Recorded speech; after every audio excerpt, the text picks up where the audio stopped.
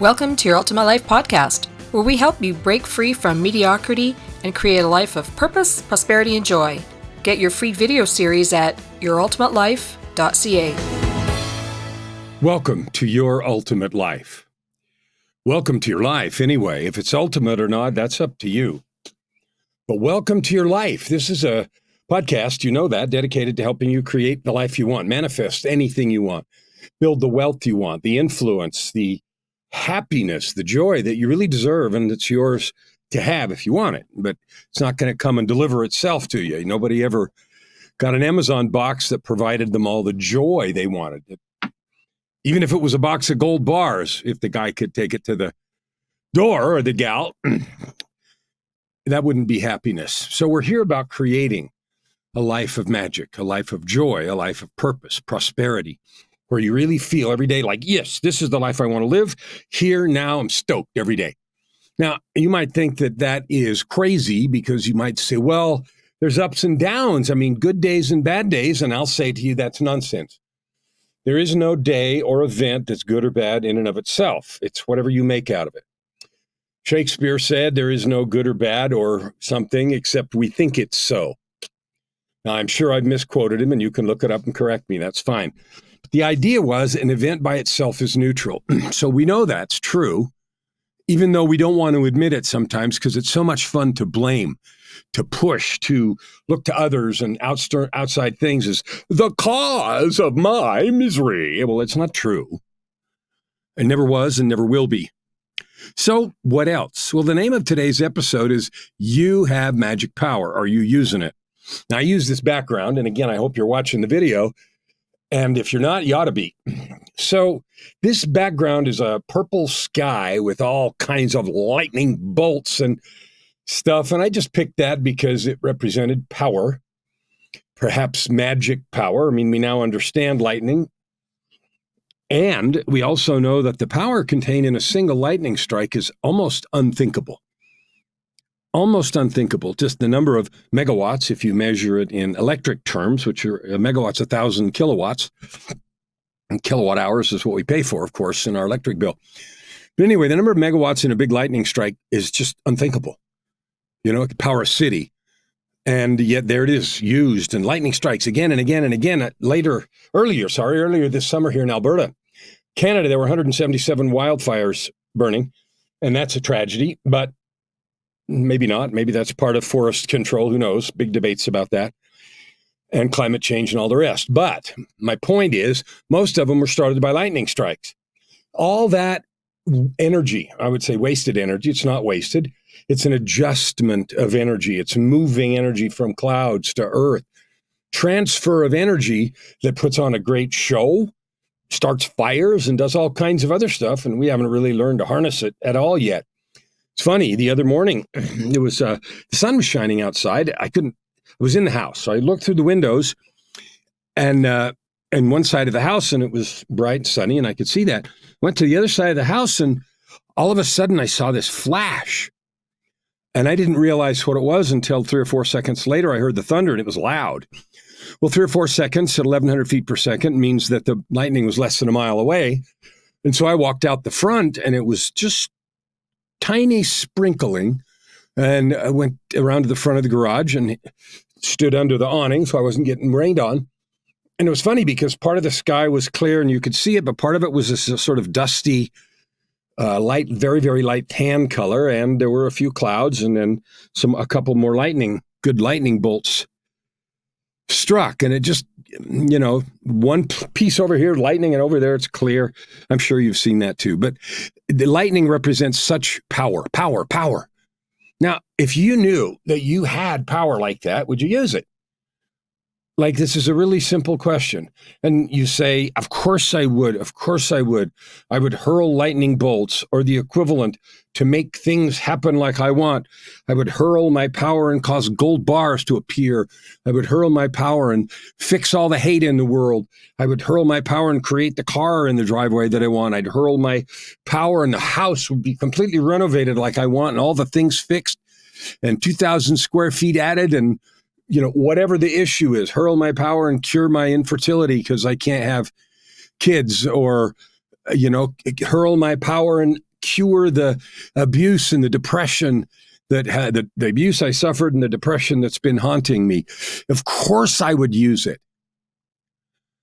And therein lies the rub, because you do have that power. The difficulty comes with the timing and how to use it. In other words, the instruction manual. Now, if I tell a little story, I know that you'll resonate with it.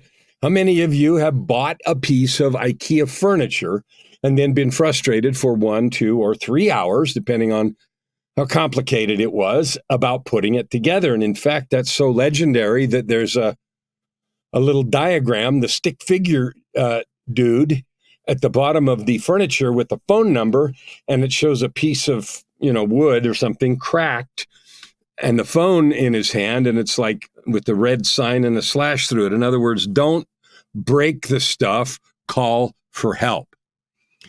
Well, magic is like that. Now, the depictions of magic, lightning, it's instantaneous.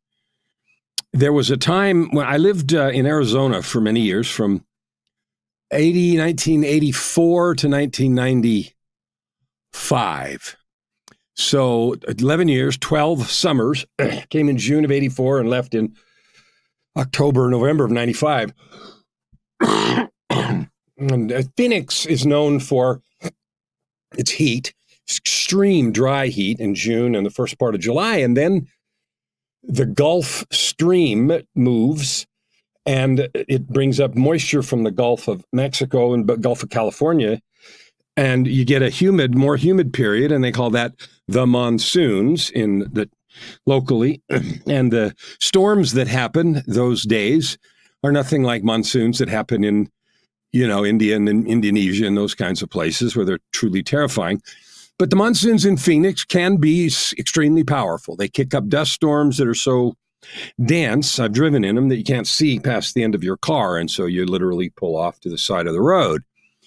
And you get thunderstorms, big thunderstorms. And there was, I remember one day there was a thunderhead so tall and so white in the morning, a summer morning in August. And it was so tall and so white that the radio announcer on the radio station I was listening to was talking about it. Have you seen that? And I happened to be just looking at it and commenting to someone else about it. The staggering cloud that was, I don't know how many thousand feet high and the brightest white. And of course, the bottom of it was flat as anything and black as pitch. And of course, some of the precursors of thunderstorms. Anyway, when I talk about instantaneous results, I worked in the power business for 30 years. And many of those years I worked as what's called a power dispatcher. And those are the guys that work in, entry controlled rooms where they have all the computers and lights on the wall and all that stuff where you've seen them in movies about power grids and stuff. I was one of those guys for 12 years, I guess. And work shift work. And, you had to have security clearance and all that business. So because of that, when thunderstorms rolled in, that was a big deal for us because lightning struck power lines and there were outages and struggles and stuff. And in the monsoon season from mid-July to first 2 weeks of September, so maybe 45 to 60 days, there would be these thunderstorms. Sometimes they would roll in like clockwork every afternoon at 3 o'clock, 2 o'clock, 3 o'clock, sometimes a little earlier, sometimes a little later. And once in a while they didn't happen, but a lot of days, every day. And so you're sitting in the desk waiting for it to happen, send somebody outside. The rooms we worked in were always windowless because they were high security and protected. But you send somebody up on the roof or outside to check the weather and see where it was coming and where you knew the power outages were going to start first and the lightning strikes and so forth.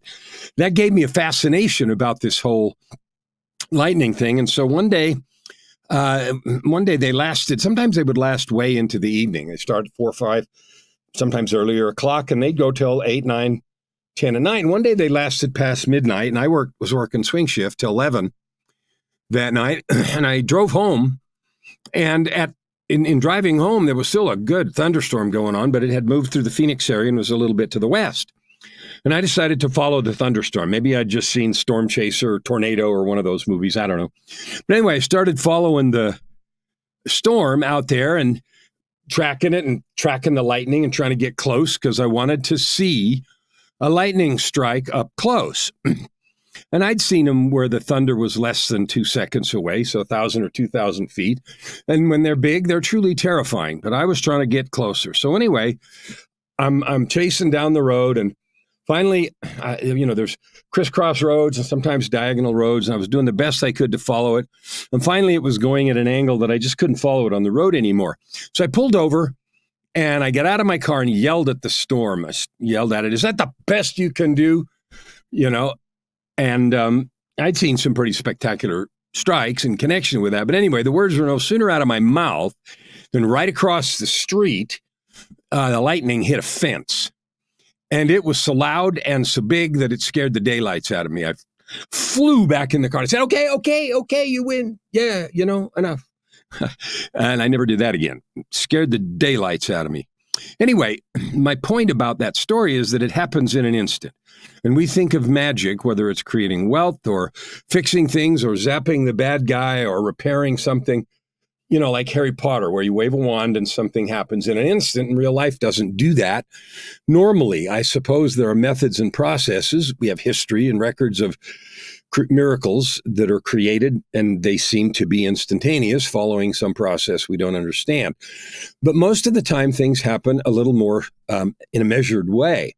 But that doesn't mean they're any less magic. So you tell me the growth of a baby in a mother's womb in 9 months isn't magic. You tell me that the budding of a flower or the chrysalis that turns into a butterfly, that isn't magic. There's some kind of voodoo at work there to make such an amazing transformation, life itself. Like, think about the functioning of our bodies. The intestines and organs are crammed together so close in there. When I had gallbladder surgery to remove an infected gallbladder in 2017, they had to blow me up with carbon dioxide. And they blow your innards up, and they do that to create space. So it was laparoscopic, with the camera and all that stuff, to do the surgery in there, and they blow you up to create space because everything's so crammed together. Well, the fact that it's all crammed together and it works like it does, and most of the time, things don't intermingle, and you don't get blood where it's not supposed to be and food where it's not supposed to be, and on. That's a flippin' miracle. But it happens often so slowly that we don't see it, we don't perceive it, and we don't have the kind of awareness and gratitude that we could have for it. Annual seasons and the growth of food and photosynthesis and all the rest of the things that make it possible to live on the earth. So I'm not here to talk about those. I'm here to talk about the magic that you control. You control some magic. Now, we know from the study of physics, quantum mechanics, and the stuff in the very, very tiny subatomic realm, that most everything is space. Even solid things are 90-something% space. And the little bit of material that there is arranged in such a way that it seems solid to us. What we also know is that particles are both particles and waves.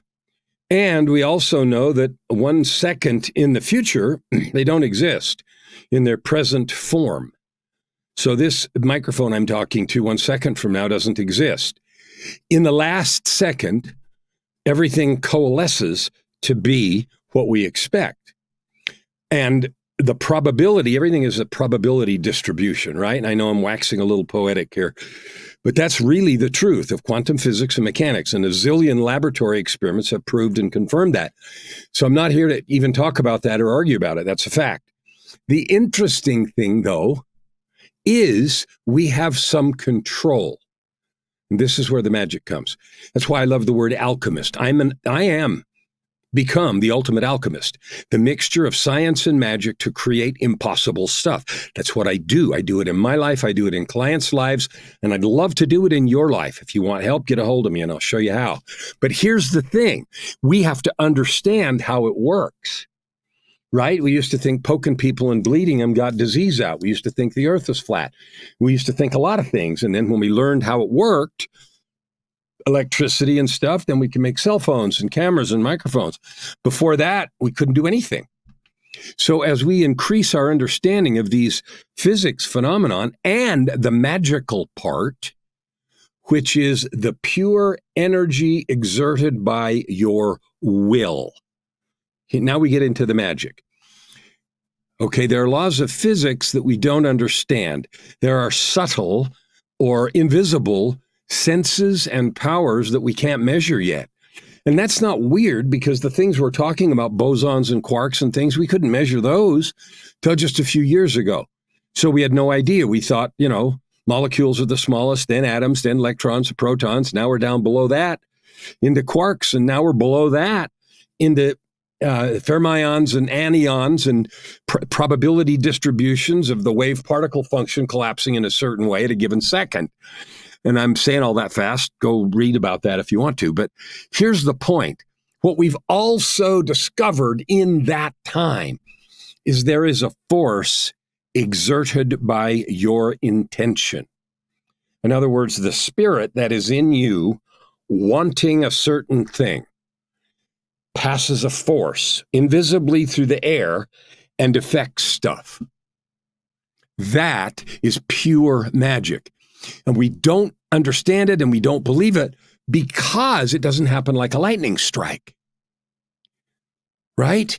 It doesn't happen in an instant, so we say, bullshit, it's not real. But that's not true, because experiment after experiment is confirming that if a person sits and focuses on something and thinks about it, it affects the outcome of the experiment. I have a book right here called The Science of Manifesting Miracles, written by a Harvard PhD neuroscientist, not a woo-woo nutcase. And he's got a long pedigree of cool stuff. But he talked about experiments in which they measured radioactive decay, which is as predictable as it gets. It's how we do carbon-14 dating. And we date dinosaurs in the age of rocks and the earth and trees and everything else. Radioactive decay is a constant, right? So plutonium-420 is one element. It's a radioactive type of plutonium, and it emits alpha particles, and it emits it at a certain rate. What they discovered is someone thinking about altering that rate does. It doesn't shut it off. It doesn't make it go to a zillion, but it changes it statistically significantly, and it does it every time they run the experiment. Now, I want you to think about that for a minute. No touching, no anything, just thinking about it, affecting the decay rate of plutonium-420, it measurably affects it every time. So, and there's a whole bunch of other experiments, but that's just one that are hardcore, scientific, rigorous experiments in the laboratory that proves that your intention sends out a beam of power. Unnamed, unknown, but it does. And unnamed, unknown doesn't mean it's not real, for crying out loud. We have dark matter and dark energy needed in the physics model to explain the behavior of the universe. So we don't know what it is, we don't know how it works, and we don't know anything about it, so we call it dark energy. And another substance we call dark matter. And you'd be interested to know that dark energy and dark matter comprise about 95% of the universe. Between 4 and 5% is everything we can see, touch, feel, and everything else. All the visible matter and everything everywhere is only about 4%. And if that's not true, then the planets and the galaxies can't not be behaving the way they are. So we have to add this crap and call it dark matter and dark energy in order to explain the behavior that we can see. Okay, so all of that physics, just to get to a single point, you have magic. You have the ability to influence the outcome of things. Now, here's the fun part. We're still discovering how it works. And, does distance matter? They did an experiment with an astronaut in orbit, predicting the probability of what a card was when it was turned over in a deck. And those, 10,000 miles up in the air or something, didn't matter. In other words, distance doesn't seem to affect it. So the ability of your thought and intention isn't limited by distance. And the astronaut wasn't a psychic or some freak. He was a regular person, who agreed to participate in this very careful experiment. So the fact that it exists is true. You can argue about it, and all you're doing is missing out on the opportunities.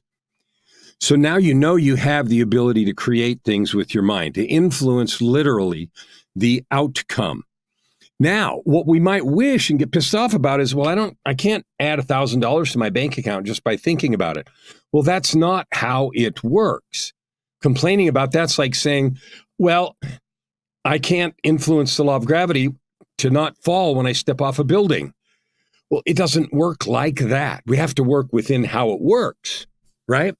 We don't define the laws of physics, even the laws of subtle stuff like your mind and your thinking, but we can understand them and then use them.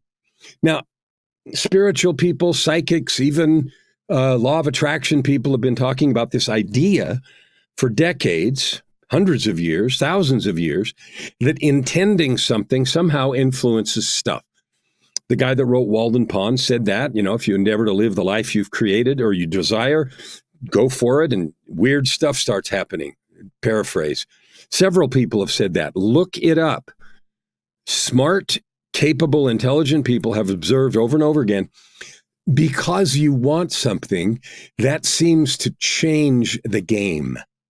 Now, the last episode was called Changing the Game, and this was one little tiny piece of it. But today I want to explore more deeply the magic that you have. So imagine that magic when you do this.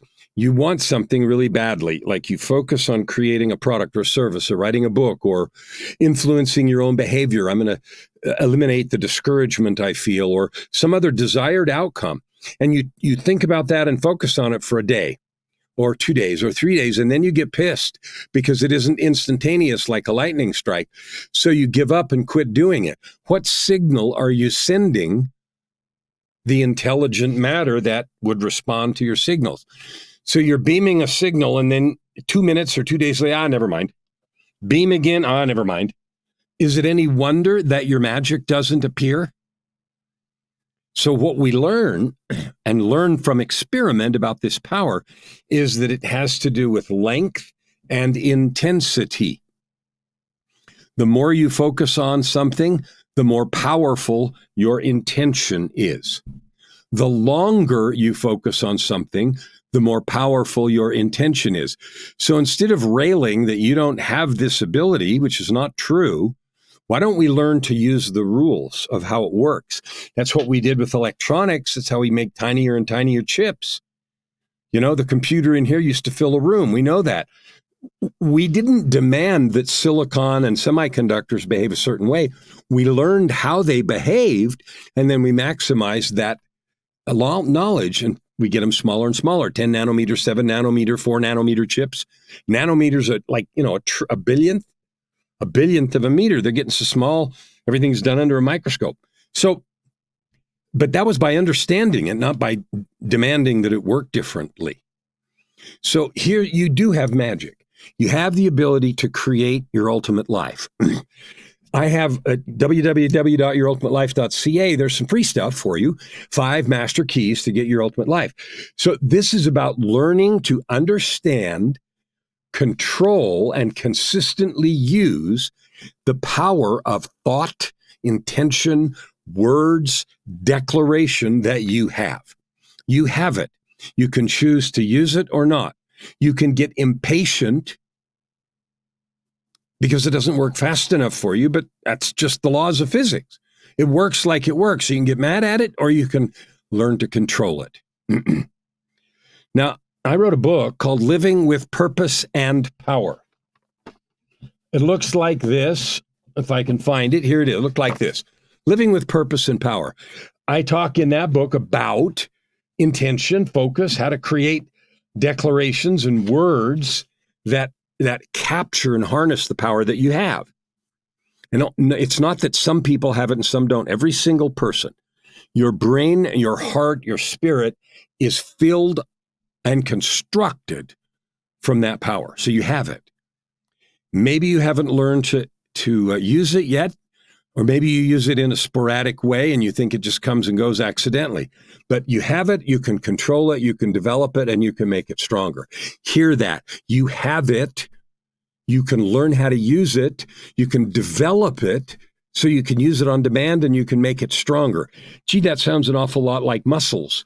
If I have them and use them and develop them and make them stronger, or some skill, playing the piano, painting, talking to people, public speaking, develop it, make it stronger. You have those abilities.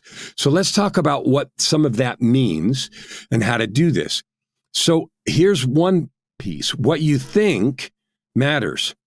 People think, well, it's just in my thoughts. It's just in my head. That's not true.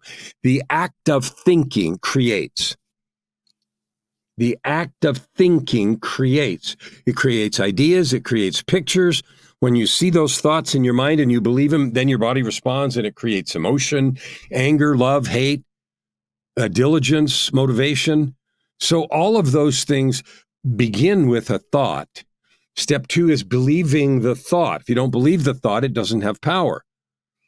A random thought, there goes a red car, doesn't motivate anything. If you see a car coming at you, see the car and think, I'm in danger, and you believe it, it creates a whole slew of neurotransmitters that then causes action, and you jump or dash to safety. So thinking something and believing it are the first 2 steps. Sometimes we do that so often that the thinking and feeling becomes subconscious because we've had a circumstance so often. But know this, every time you have a feeling, it was preceded by a thought and belief. Every time, 100%, no exceptions. The thought belief part may have been subconscious, but it was there. Just knowing that gives you the idea. If you have a feeling, you say, what am I believing that creates this feeling? Because I have it, I'm feeling uptight, happy, scared, whatever I'm feeling it. Duh. Well, that is a trigger that some thought happened, consciously or subconsciously, and you accepted it as truth. You believed it was true, because without the belief, your body doesn't create the neurotransmitters. So what you think matters. Understanding that means if you want to control your magic, you have to control, examine, notice your thinking. What am I thinking that creates this set of feelings? And the feelings might be inaction, fear, I can't do this, I'm helpless. Learned helplessness is a big part of that. We learn the idea that we're helpless, and so we behave that way, and every circumstance triggers that subconscious thought and belief, so then we feel that way. But knowing it gives you the power to interrupt that cycle. So what you think matters. What you say creates, because what you say is a level past that. You say something, or you think something, you accept it, and then you express it. So you've added a stamp, amplification, whether you say it inside your mind, like I suck, I'll never do this, I'm not good enough, or you say it outside to someone else. That speaking of a thought creates. It is a creative force that adds energy to this power you have, this magic. So you have as much power as that lightning storm behind me. Most of it you're not using. Most of your intention you're not directing, and if you are, you're taking it back. Oh, yeah, I want that. No, I don't know. Maybe it's not worth it. I don't know. I could do that. No, I can never do that. Oh, I'm so motivated. Screw it. Today I'm not. That kind of thing is just like lightning spinning in a circle. It does jack. So making conscious choices about who you are, what you want to have, clarity of vision, like we talked about in the last episode, creating those things will direct that beam of magic. So you want to create something? You want to create another 10 times your bank account? Focus on that thought, believe it, and project it into the world. And speak it. Doing that over and over again starts causing you and me to take action. We start doing little things at first. It reduces disbelief. Disbelief is like injecting poison in the lightning stream.